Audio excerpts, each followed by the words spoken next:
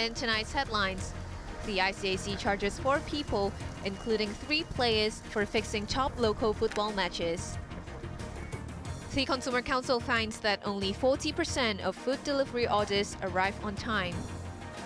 And Siobhan Haughey sets her sights on the Paris Olympics after striking gold in the 200 meters freestyle in Doha.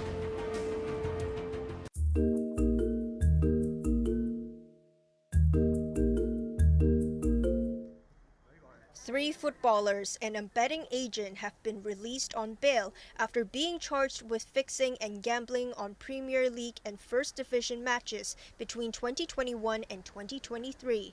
Defenders Brian Falk, Luciano Silva da Silva, goalkeeper To Chung Kyu, and betting agent Wahid Mohammed appeared in Eastern Magistracy today. They are accused of profiting by causing Happy Valley to lose their games or fixing the number of goals or corner kicks in certain matches in the 2022-23 season. The ICAC said the 4 defendants placed bets on over 30 fixtures during that season. Falk faces 5 charges, the most among the defendants. He is accused of offering a $10,000 bribe to a teammate in October 2021 when they were both playing for the Hong Kong Football Club in the Premier League. In the following month, Falk allegedly offered $30,000 and $10,000 to 2 Hong Kong Football Club midfielders to fix the results of a match against Rangers. His teammates rejected the offer and filed a report. All 4 defendants were released on bail of between $10,000 and $20,000. They will appear in court again in late June. Maisie Mock, Cable News.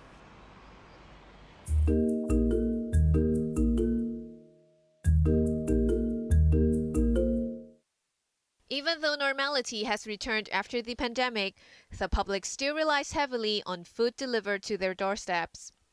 Last December, the Consumer Council placed 56 orders from 6 food delivery platforms. But only 22, accounting for 40% of the orders, arrived on time. While early deliveries are better than late ones, they can catch people off guard. An order placed on the KFC platform arrived 37 minutes earlier than the estimated time. Foodpanda was responsible for 4 out of the 9 orders that were delayed. Even though there is a 10-minute buffer for each delivery time slot, the longest one took an extra 19 minutes to arrive. The consumer watchdog suggested that people who do not wish to leave home to get food to think twice before placing a delivery order. Over 80% of the sample that we survey this time is higher than the price, at the shop. So you may consider whether it is really worth to pay the difference to buy the convenience. And furthermore, it's about the wastage, the waste that you create as a result of the delivery. Wong explained that the 56 orders the council placed for the test came with over 800 containers and pieces of cutlery. It had opted for no utensils in 51 meals, but the request was ignored half the time. Meanwhile, the number of complaints related to food ordering platforms has skyrocketed, from 101 in 2019 to over 1,000 last year. Janice Low, Cable News.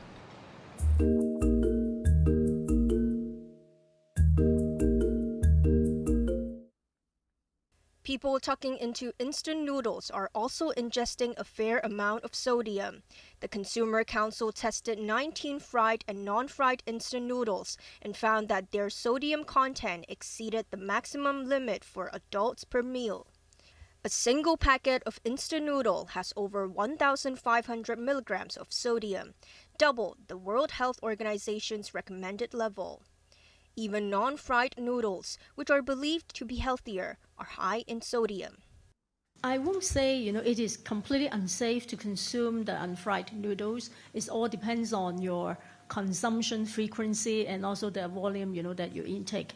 If you're talking about a fat level, the unfried one obviously is more healthy than the fried ones.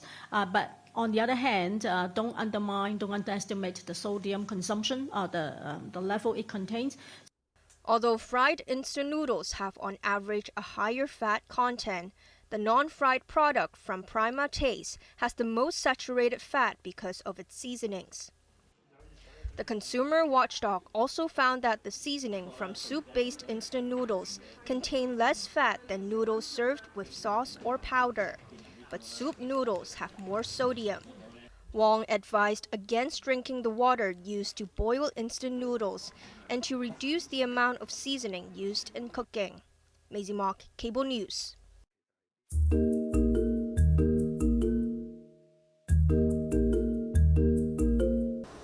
A swimmer has succumbed to injury sustained when he was hit by a speedboat off Tai Po.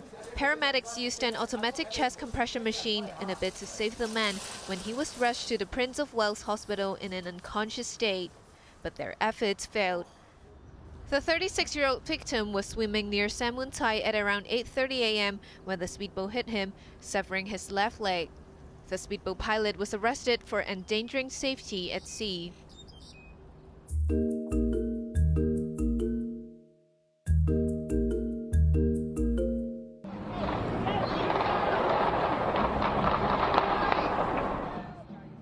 A woman is killed and at least 20 other people were wounded in a mass shooting, which appended the victory parade of Super Bowl champions, the Kansas City Chiefs. The crowds dispersed in panic after gunshots rang out near a train station. Among the injured are 11 children aged 6 to 15. 9 of them suffered gunshot wounds. 3 people have been detained, but no charges have been announced so far. Police are still trying to determine the motive and verify suggestions that the shooter was tackled by fans prior to the shooting. I mean, what you saw happen was why people talk about guns a lot. We had over 800 officers there, staffed, situated all around Union Station today. We had security in any number of places, eyes on top of buildings and beyond. And there still is a risk to people. And I think that's something that all of us who are parents, who are just regular people living each day, have to decide what we wish to do about it. Parades, rallies, schools, movies, it seems like almost nothing is safe.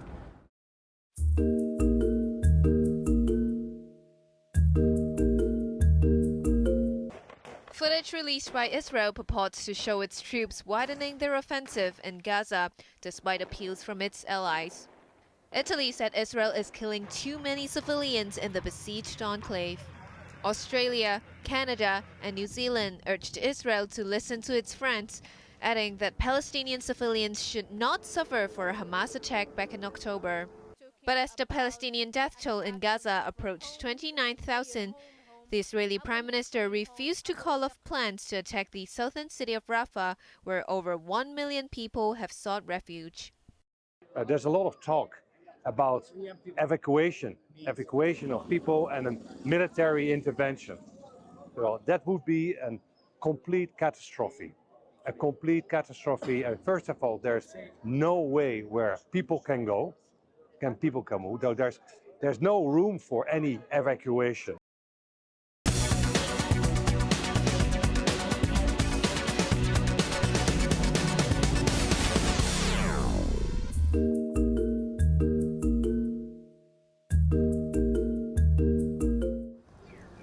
Japan is in recession after its economy fell for 2 straight quarters. Its gross domestic product shrank by 0.4% between last October and December from a year earlier, after retreating 3.3% in the previous quarter. With another contraction predicted in the current quarter, analysts expect the Bank of Japan to continue its cheap money policy. Despite the economic slump, the Tokyo stock market is booming, with the Nikkei index soaring to a fresh 34-year high.